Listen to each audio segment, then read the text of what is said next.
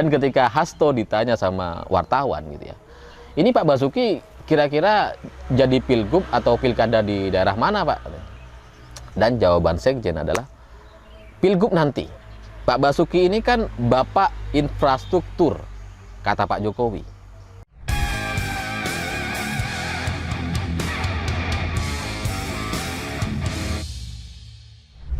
Selamat pagi semuanya. Hari ini kita bahas soal Rakernas PDI Perjuangan. Karena sampai hari terakhir kemarin ternyata nggak ada nama capres yang diumumkan.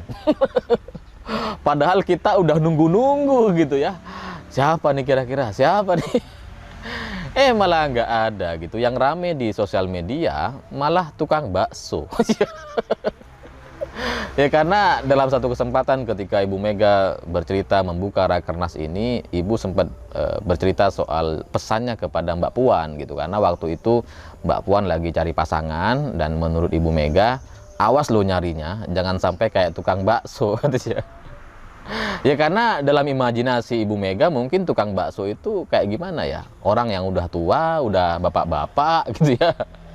Ya nyarinya jangan kayak om-om gitu, nyarinya ya yang sepadan, yang enak dilihat gitu. Dan itu soal selera orang tua sih gitu, karena setiap orang tua itu kan beda-beda soal sikap dan seleranya gitu. Ada orang tua yang mementingkan good looking seperti Ibu Mega gitu. Tapi ada juga orang tua yang nggak penting good looking, yang penting good saldo. Ada yang kayak gitu. Jadi ya itu pesan dari orang tua kepada anaknya. Dan kalau kita ngelihat pidato sebelumnya gitu ya, yang nggak dipotong itu kan sebenarnya Ibu Mega bercerita soal perkawinan yang kawin silang gitu, yang ya kawin dengan bule, kawin dengan orang yang beda pulau, beda agama, bukan beda agama, beda ras, beda suku gitu. Sehingga ini kemudian menimbulkan hasil anak yang berpadu gitu, yang Indonesia yang lebih beragam gitu. Itu kemudian yang juga dibahas soal orang Papua. Orang Papua itu kan identik dengan hitam, rambut keriting. Tapi sekarang sudah mulai berpadu gitu, sudah mulai menyebar, dan di Papua sana sudah banyak juga orang-orang yang kombinasi, yang sudah putih, ada yang juga hitam manis gitu. Sehingga ini bagus untuk keberagaman, kata Bu Mega. Dan Ibu juga sempat menunjukkan pas pampres yang datang bersama Pak Jokowi di acara Rakernas, itu kan badannya tegap besar gitu ya. Ya kayak gini dong, kita harus punya generasi ke depan gitu, yang tegap, yang besar gitu. Sehingga ini kan bagus kalau semua generasi kita ini kayak gini. Ya maksudnya Ibu Mega nyarinya tuh yang gempal, yang besar gitu ya. Dan itu sikap pribadi seorang ibu kepada anaknya gitu. Tapi kalau kemudian ini diviralkan, dipotong-potong, ya Ibu Mega sampai sekarang setahu saya dalam beritanya nggak ada klarifikasi sama sekali gitu. Dan ini menarik gitu, gaya politik PDI Perjuangan ini menarik karena bukannya mengklarifikasi gitu ya, PDIP di akhir acara Rakernas malah makan bakso bersama. Makan bakso bareng itu, Bu Mega makan, Mbak Puan, Sekjen, semua makan bareng.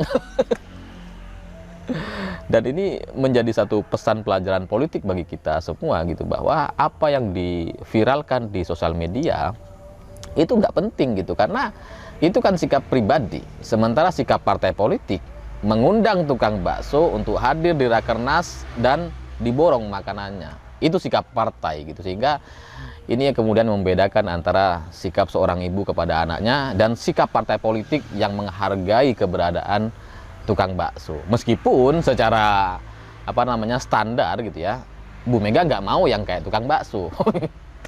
Yang tua, yang om-om gitu. Nggak mau yang nggak gitu. Jadi ini menarik gitu, bukannya mengklarifikasi seperti politisi-politisi yang lain. Ini level yang berbeda, langsung memberikan sebuah aksi, langsung memberikan manfaat. Inilah yang mungkin dimaksud oleh Ibu Mega gitu, bahwa kalau kita mau bergerak itu ya, itu harus bermanfaat kepada masyarakat, harus turun ke bawah, bukan aktif di sosmed dan bukan cerewet di sosmed. Mungkin ini maksudnya, karena langsung memberikan dampak gitu. Tapi soal capres ini menarik gitu, karena dengan tidak adanya nama-nama yang diumumkan gitu, ini kan kita sampai sekarang jadi menerka-nerka gitu. Sampai Mbak Puan pun ternyata nggak tahu. Karena ketika makan bakso, Mbak Puan itu sempat nanya gitu, Ibu, ini yang tahu soal capres ini siapa ya? Orang DPP ada yang tahu nggak ya? Terus jawaban Bu Mega bukannya menjawab iya ada atau nggak ada yang tahu gitu, tapi jawabannya malah kebalik gitu. Ya kamu tanya aja sama orang DPP. Padahal itu yang dijutekin itu anaknya.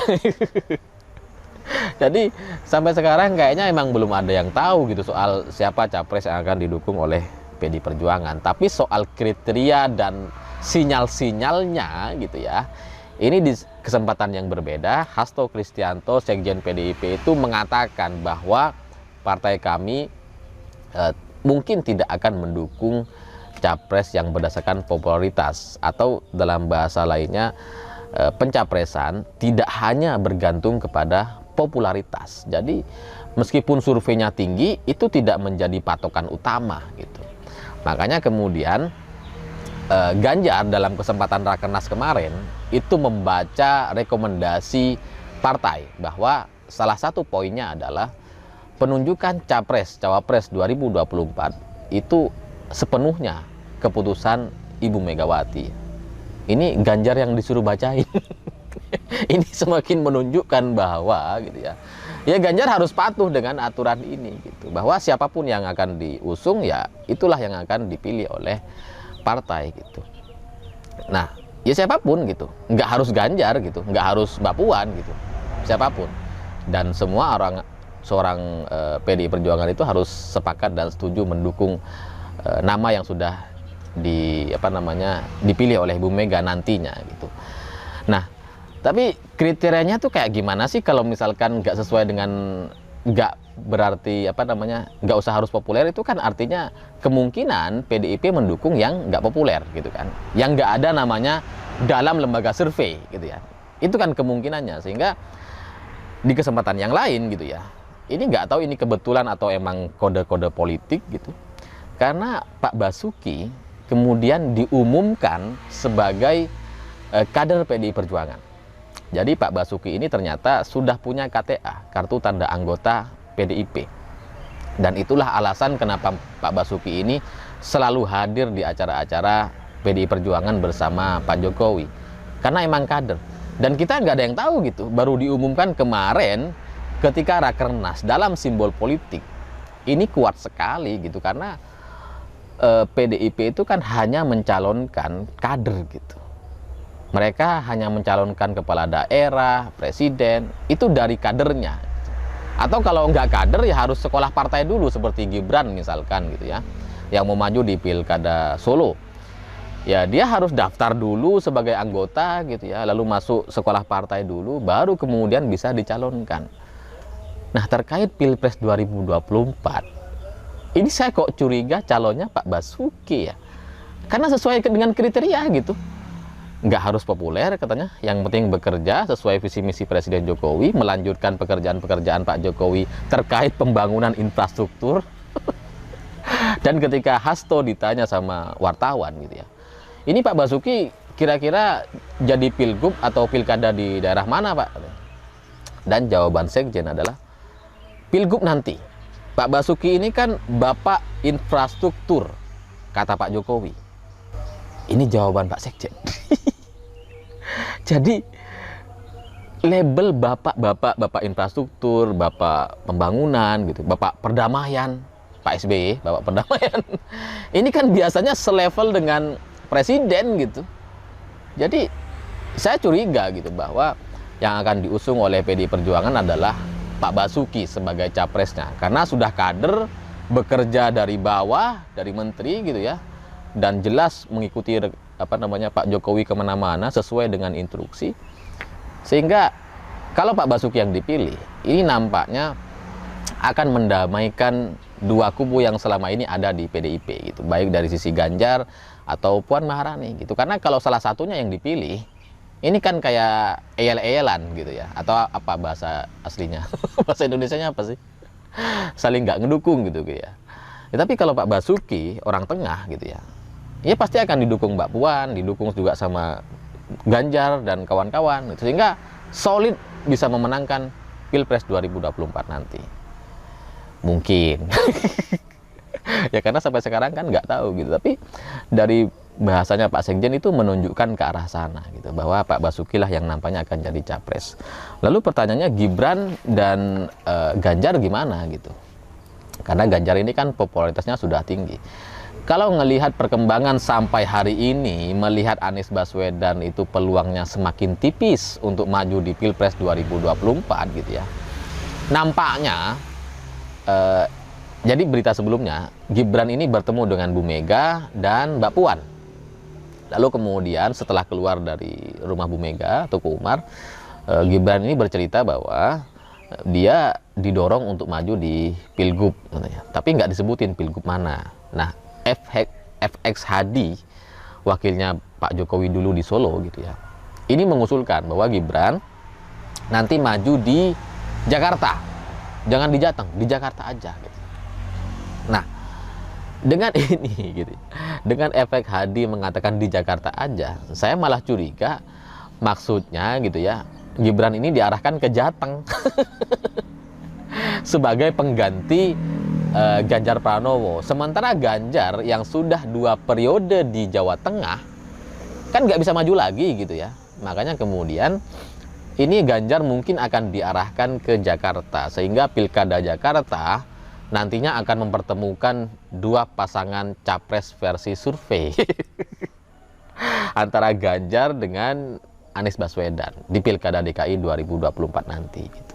Mungkin gitu ya, kalau kita ngelihat dari tanda-tandanya.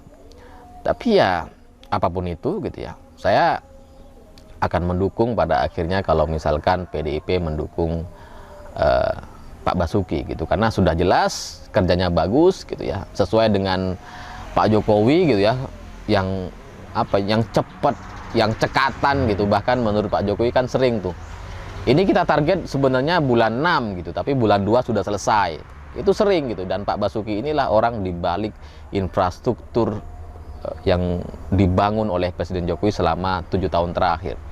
Yang tol 1900, yang ribuan jembatan, ribuan irigasi gitu, ribuan kilometer irigasi dan sebagainya. Ya, tapi kita lihat nanti. Ini kan baru prediksi. Tapi kalau Pak Basuki, saya yakin akan menang gitu.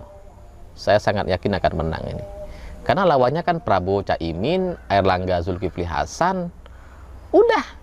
Ya, mending kita pilih Pak Basuki dong. Yang lebih jelas gitu ya.